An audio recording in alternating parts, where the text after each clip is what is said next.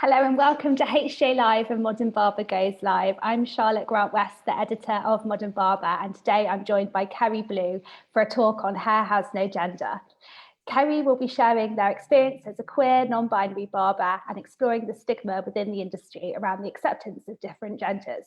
They recently launched a Hair Has No Gender platform, and we're really excited to find out how it's going down in the industry.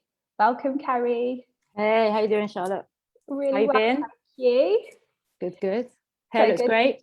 Thank you. I love that we're just repeating the conversation we had like 10 minutes ago. Your hair looks great too. Thank you. I tried. I got a professional cut for once, so it's great. Yay. Been good.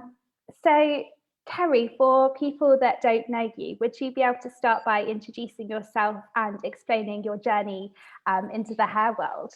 Yeah, sure. So, like I said, my name's Keri Blue. I'm a queer non-binary barber based in West London, sort of Notting Hill area. And I've been barbering for about 4 or 5 years now. And yeah, I started barbering due to something that happened to me a long time ago in Brighton when I lived there. I got refused a haircut in a barbershop. I just wanted a fade, and they said, no, basically, we can't fade women's hair here.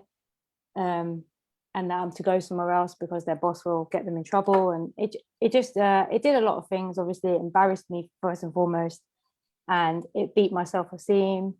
It made me nervous. It made me realize that maybe I need to just do this myself. I did find somewhere to do it for me, which was great. But I decided, you know what, I'm gonna go to London and train to be a barber, and that's basically what I did. So yeah, and since that time, obviously I now identify as non-binary, and a lot more has happened, and it's brought me here today. Yeah. So, yeah. And so, as a hair professional, what's been your experience working in barbershops? And you've worked in salons before, is that right? Yeah. Back in Brighton, I did work in a gender-neutral barbershop, actually, called salon called Simon Webster Hair. They took me on as an apprentice before I came and trained, which was really nice of them. I had like no training, nothing. They didn't care what I looked like or how I identified either, which was awesome. And I learned some stuff there, and it was good. It was a nice experience. It didn't have any, weird, I don't know how to say it, like I didn't feel misplaced, put it that way.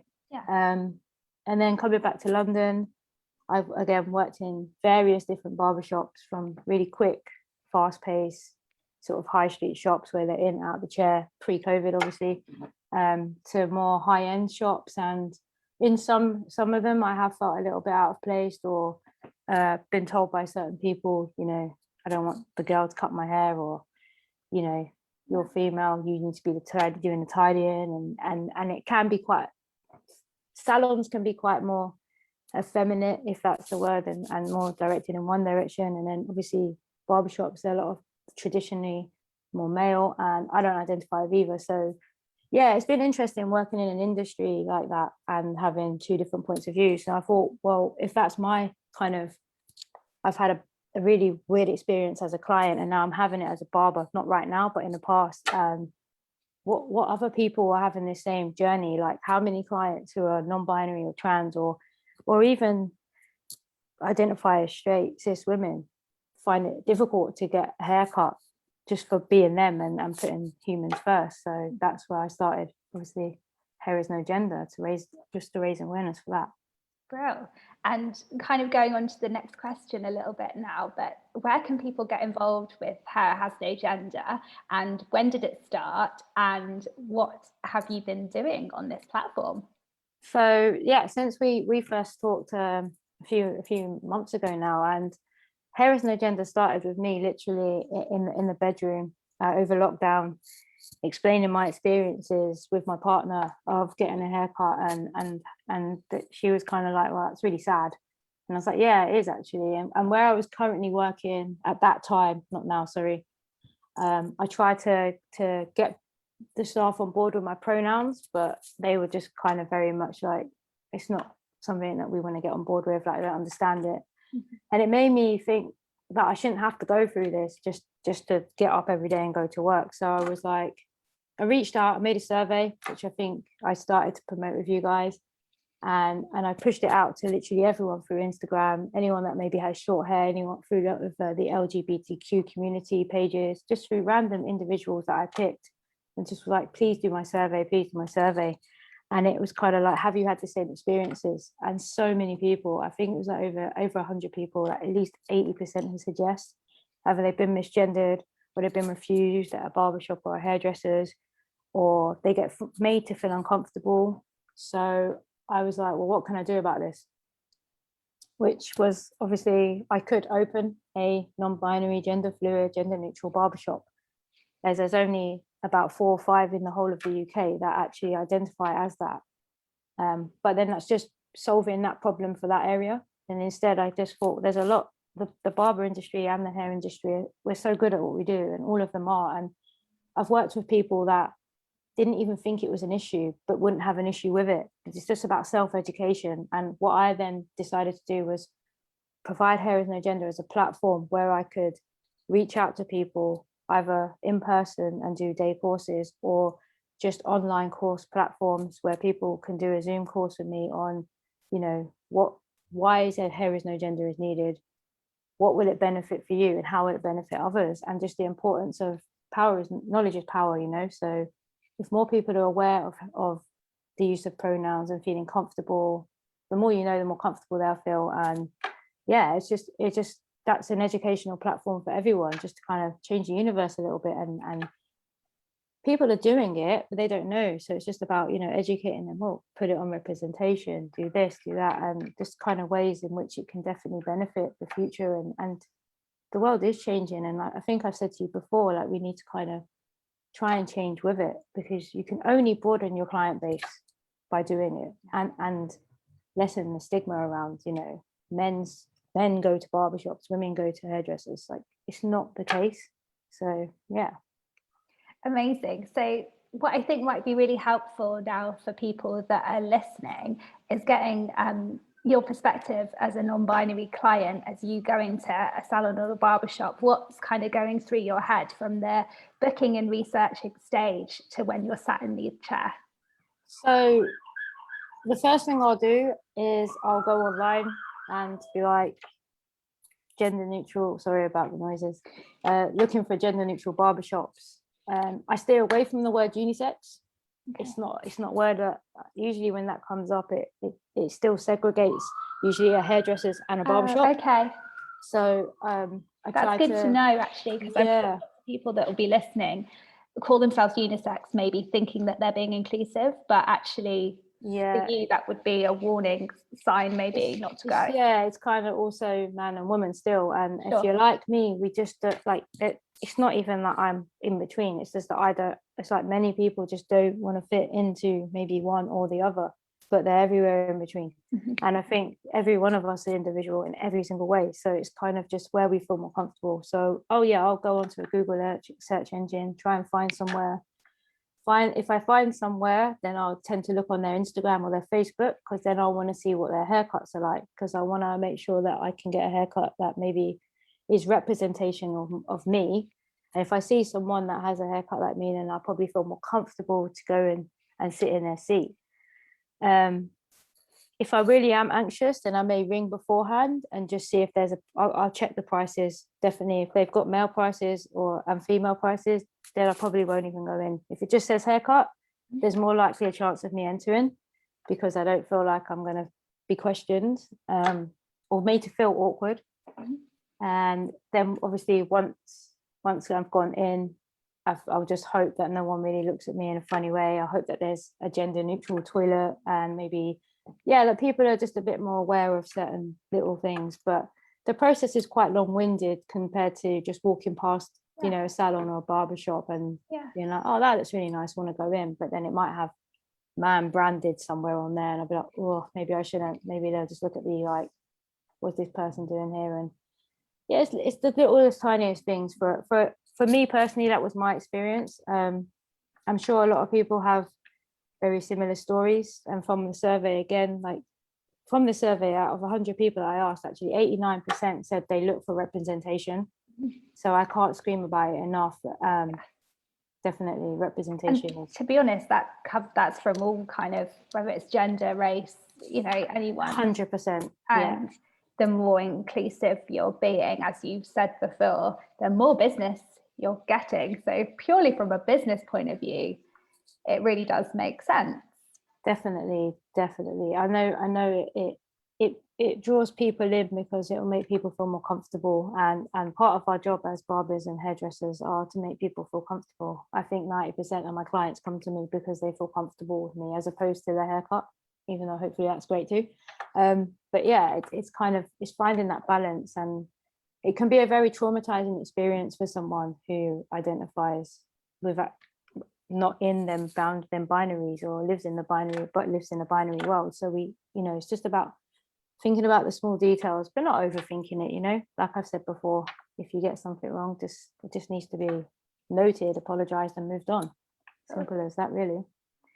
So maybe moving on from that, is there anything that barbers and hairdressers should be aware of when it comes to people's genders, and particularly pronouns, and how they wish to style their own hair? Is it true that the client always knows best? You probably don't want to be dictating to someone what hairstyle they should have. That question has been there.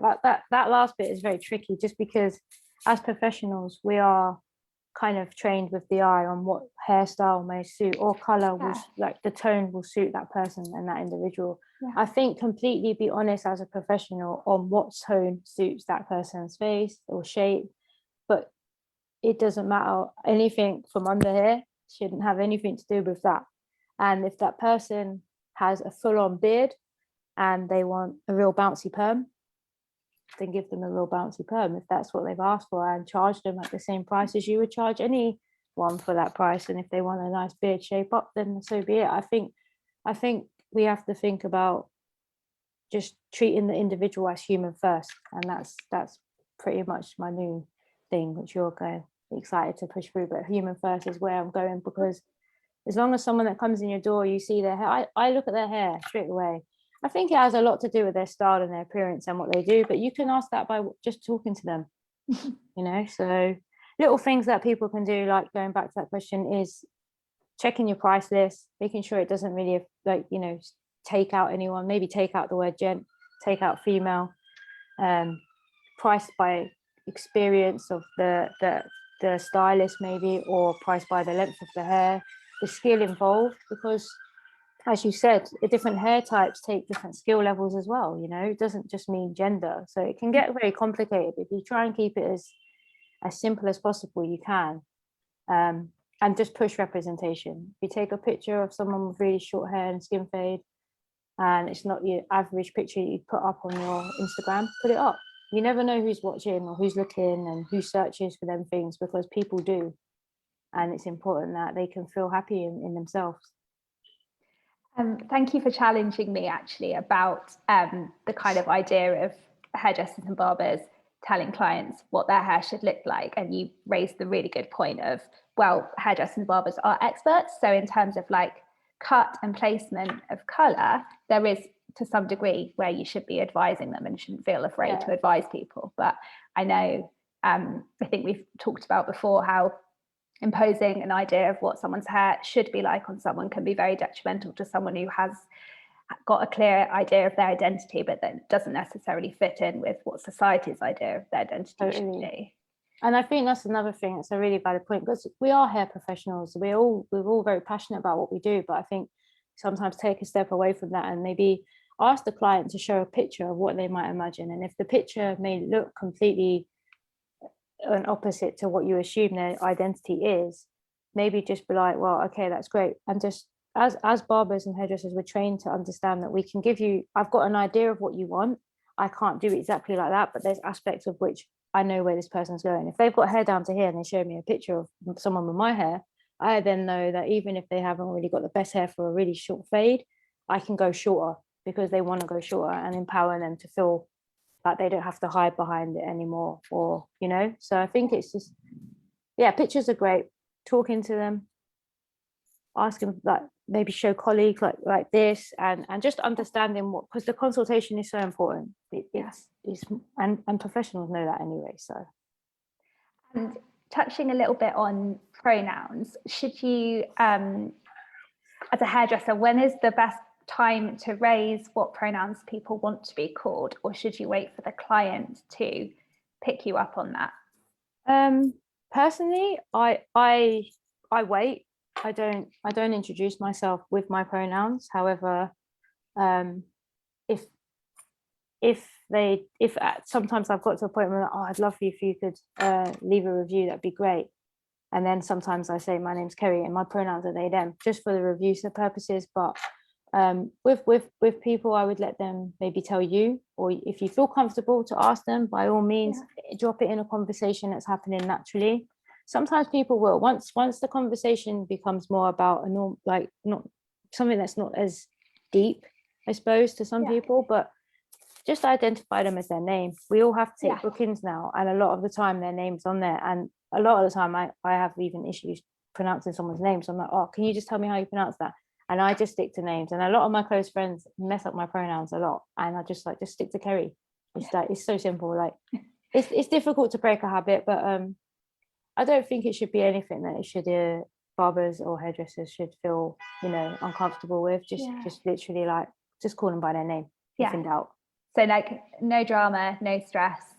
I think if you overthink something, and if you make a mistake, like I've said before, just oh, I'm so sorry, and correct yourself. But a lot of the time, people might just let it go. It's not the end of the world. So, and right, I've been waiting for this question all interview. What's next for Hair Has No Gender? Tell me what's coming up. Okay, cool. So Hair Has No Gender is now fully, we've got courses, like running courses that are going to go live at the end of July. So if anyone is interested in booking a course with Hair Has No Gender, it's all on the website, all the details. They can get in touch with me directly on Instagram or Facebook. And these courses, they're 4-hour courses. They hold a lot of information. You'll get a lot of feedback as well, and they're very specific to the store or salon that applies for the course. Bro.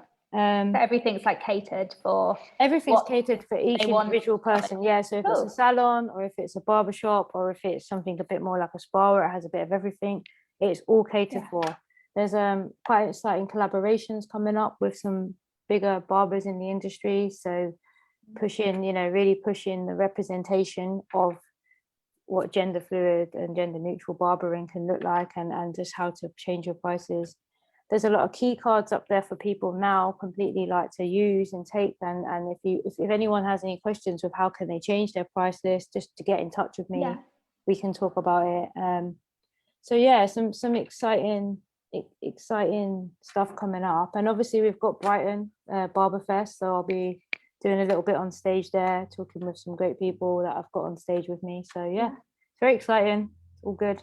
Really good. And tell me about the t-shirt you're wearing. Oh yeah, so we've got the t-shirts as well. Obviously, Hair Has No Gender t-shirts. It's got the logo on the back. I won't get up because I might crash everything.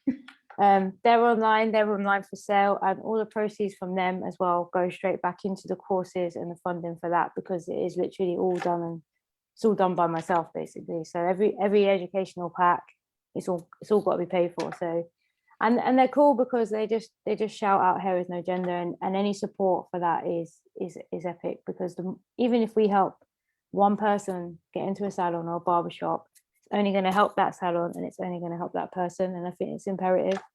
So I think Hair Has No Gender could also go into a lot of other avenues, exciting things like even down to products and all sorts. So it's really cool. And the more people, I've had a lot more salons get in touch actually regarding this, because salons is usually a place where both genders or all genders do feel more comfortable and more accepted. But it's interesting how many people I've got in touch just because of the pricing. And if anyone's got any queries, again, just go online to the website, drop us an email, and we'll get back to you as soon as possible. Brilliant. Yeah, and if you do have any questions and you're watching this, do hit us up in the comments, and I'll make sure Keri sees them as well. We've actually got a comment from Daisy that's come through, and they say some people don't feel comfortable correcting people when they get their pronouns wrong, but as soon as someone introduces themselves with their pronouns, I know I'm in a safe space to do the same. Awesome. Yeah, I agree. I probably wouldn't correct someone. It's not in my nature. I don't do it all the time. I do it like with my mates because I feel like I can, but straight up, I probably don't. Yeah. That's fine. I probably would just leave it until the next time. I don't think anyone's going to really take it too much to heart. I would probably advise as many, pronouns are being pushed a lot more now, especially even with Instagram and stuff like that. So, I mean, it could even be a thing when, and I think it should be, and we definitely do it at our shop now, where when we're booking it, it does ask for gender and identity, and that's on the booking. So I know the pronouns that our clients use before they come in. So that's another thing that you could do. You could just on the phone, it's your name, your pronouns, and they'll say if they're comfortable. If they're not, they'll just say, why do you need it? And then you be like, well, we don't. Yeah, it's a tricky one because it is different strokes for different folks. But we were querying earlier which way round it was, and I'm sure I'm right. But yeah, I understand that it's very tricky, but just be as comfortable as you can be, and just remember you're doing a professional job and providing a professional service. But at the same time, you want that person to feel relaxed, and they will actually. So it's a pretty good point actually that you've just raised about if you're comfortable as a professional, then your client is as well, is comfortable and relaxed. Yeah, it's just like, don't ask too many intimate questions, but I'm sure you wouldn't on anyone, just because someone walks through the door that maybe doesn't identify into a box that you're naturally going to be able to put in your head. That's when you should just go straight to the hair and straight to other stuff like that. And even when you're doing a service like the hair and the face, maybe don't just take the facial hair straight off. Ask them if it's okay to go down, because you don't know who's in that chair and what they've done to be there and what it takes to be there. So any little thing that you might do could have a massive impact on the rest of their future or their day. I know it sounds a bit daunting, but like, it shouldn't be. That's why Hair Is No Gender is here, just to kind of raise that awareness. More people will be aware of it. It will become less of a thing, And at the end of the day, barbers and hairdressers are absolutely amazing at making their clients feel great and feel confident. And this is just like a tiny step further, but that has such a big impact on the client's life and day. A lot of actual barbers and hairdressers have come forward and said, I identify as non-binary too, but I haven't told anyone at work. Because they didn't want to or didn't feel they were ready to. And this has given them the courage as well to be more approachable at work. And then if that's that one person in the shop that does identify as that, it will make the shop feel a little bit more comfortable. And then hopefully we don't have to hide, and we can just say this is who we are, and it becomes a lot, like I said, they'll feel more comfortable in return. So amazing. Thank you so much. No worries. Catching up with me. I think that's a perfect place to end the session on. Don't forget, you can catch Keri at Barberfest on Monday, the 5th of July in Brighton. Come on down. Lots of other fun things going on. Book your tickets. Keri, it's been great. It's been great as always. Thanks so much for everyone that listened. And yeah, any questions, just give us a shout. We're literally here to hear. So thank you, Charlotte. Thanks, Keri. Bye. Hey, take care. Bye, guys. Care.